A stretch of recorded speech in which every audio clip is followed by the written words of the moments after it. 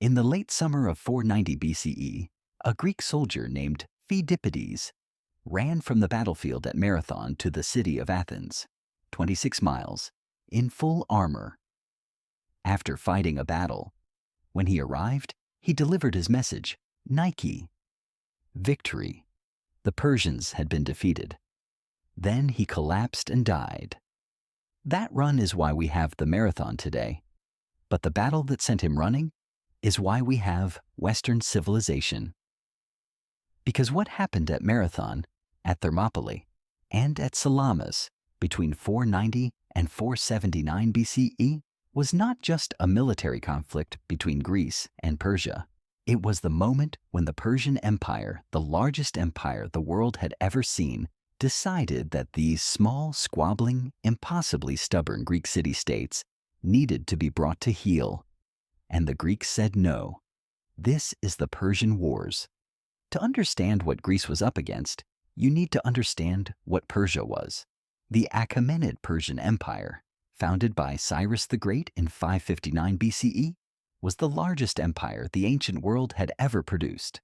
At its peak under Darius I, it stretched from modern-day Pakistan in the east to Libya in the west, from Central Asia in the north to Egypt in the south. It contained somewhere between 30 and 50 million people, roughly 40% of the world's entire population at the time.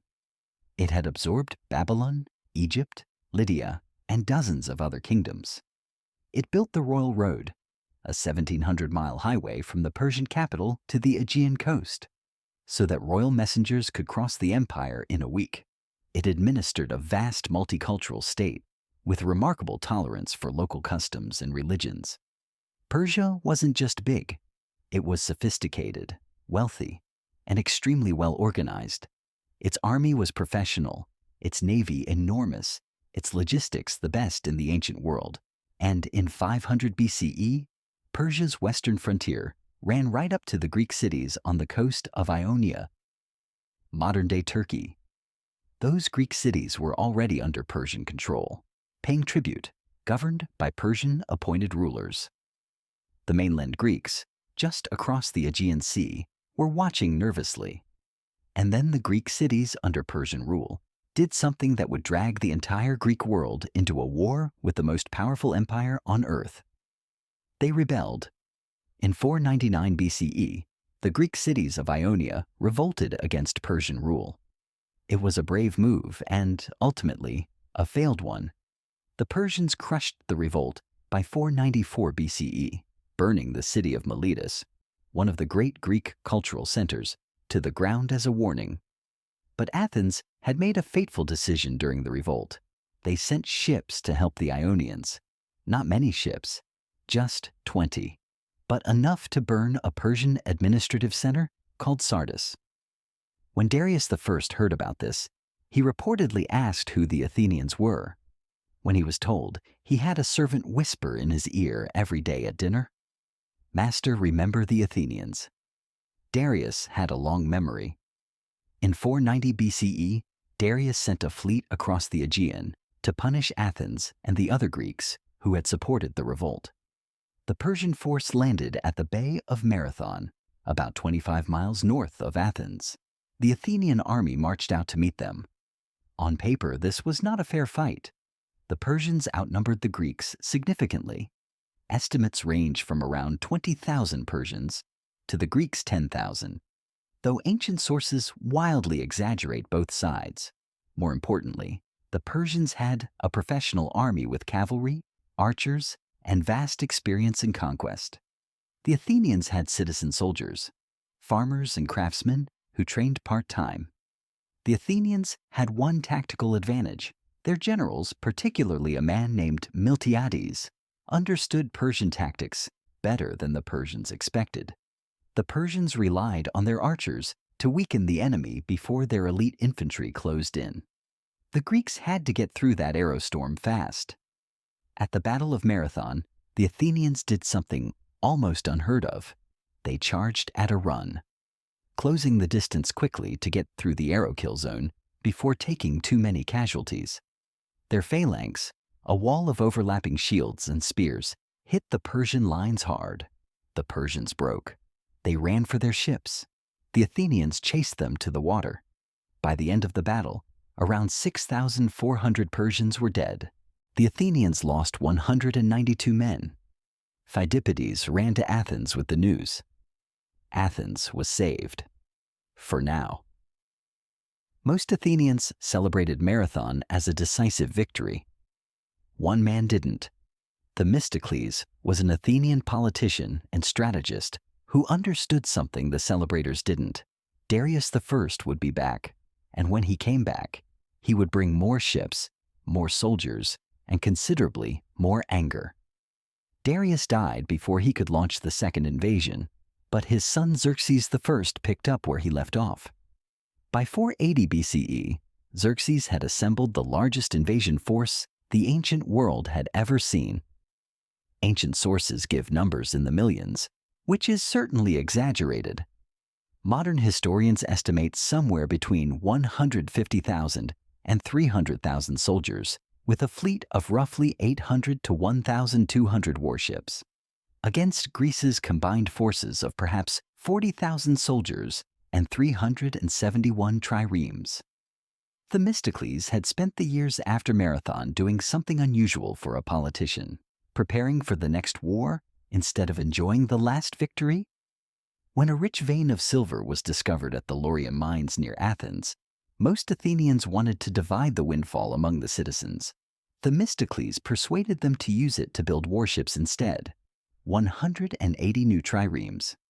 Athens went from a minor naval power to the largest Greek fleet in the Aegean. He also consulted the oracle at Delphi, which advised the Athenians to put their trust in wooden walls. Themistocles argued this meant the fleet. Others thought it meant literal wooden walls around the Acropolis. The debate about what the oracle meant would matter very soon, but before the fleet could matter, someone had to slow the Persian army down long enough for Greece to prepare. And the man who volunteered for that job chose a battlefield so narrow that 300 men could theoretically hold it against an army of hundreds of thousands.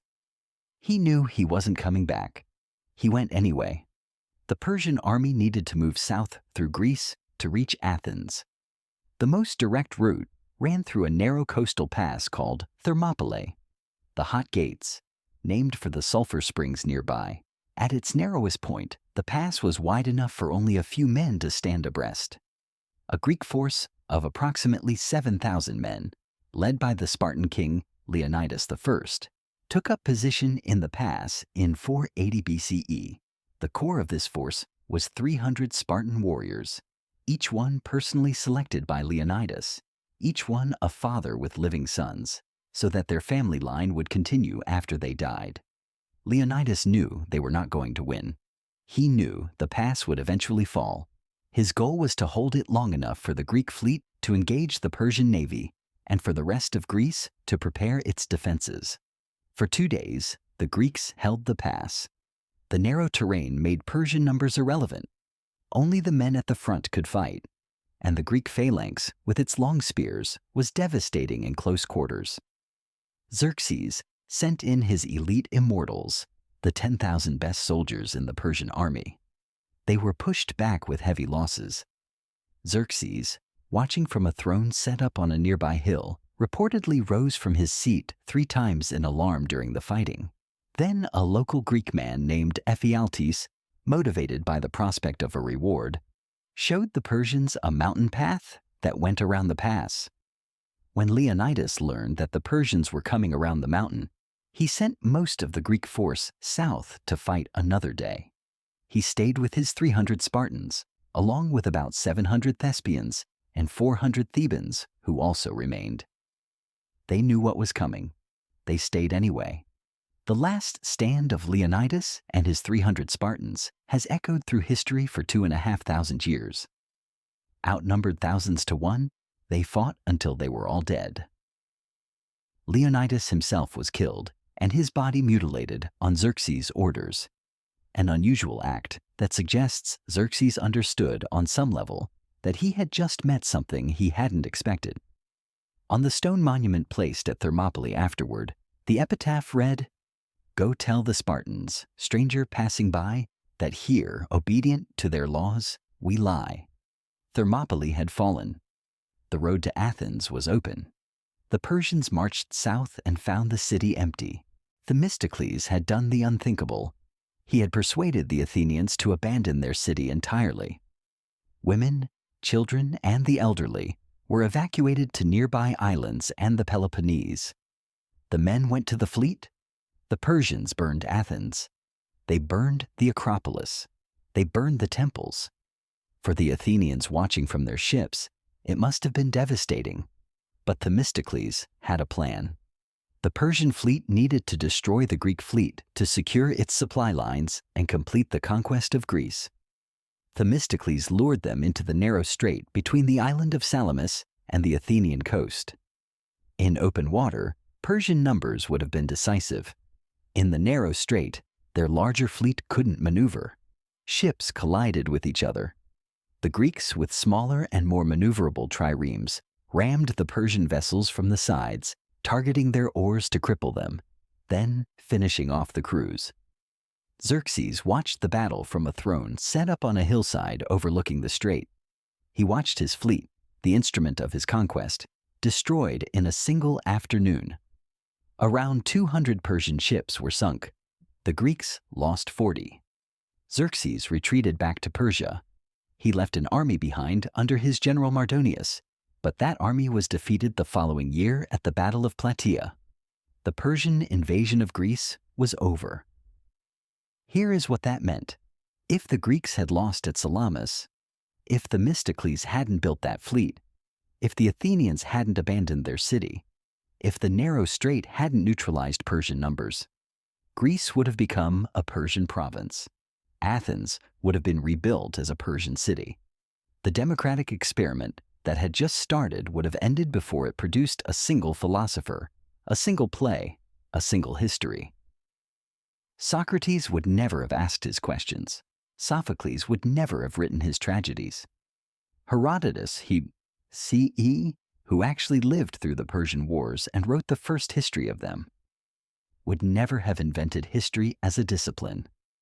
The world you live in, with its democratic institutions, its tradition of free inquiry, its philosophy and theater and science, runs in a direct line from the decisions made by a few thousand Greeks in the years between 490 and 479 BCE. History doesn't have many true hinge points, moments where a different outcome would have produced a genuinely different world. The Persian Wars are one of them. The Persian Wars left Greece changed in ways nobody fully anticipated. Athens emerged as the undisputed leader of the Greek world, credited with saving Greece at Marathon and Salamis. The Athenian Empire, built on the naval alliance that had defeated Persia, made Athens fabulously wealthy. That wealth funded the Parthenon, the great playwrights, the philosophers, and everything we think of when we think of ancient Greece at its peak. It also planted the seeds of the next catastrophe, the rivalry between Athens and Sparta that would eventually tear the Greek world apart. But that's a story for another episode. For now, Greece had its moment. The most remarkable civilization the ancient world had produced was about to reach its absolute peak. Next time on Drawn from History, the Golden Age of Athens.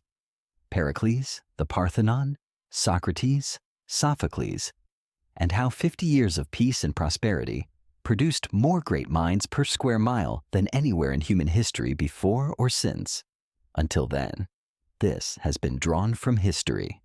Thanks for watching.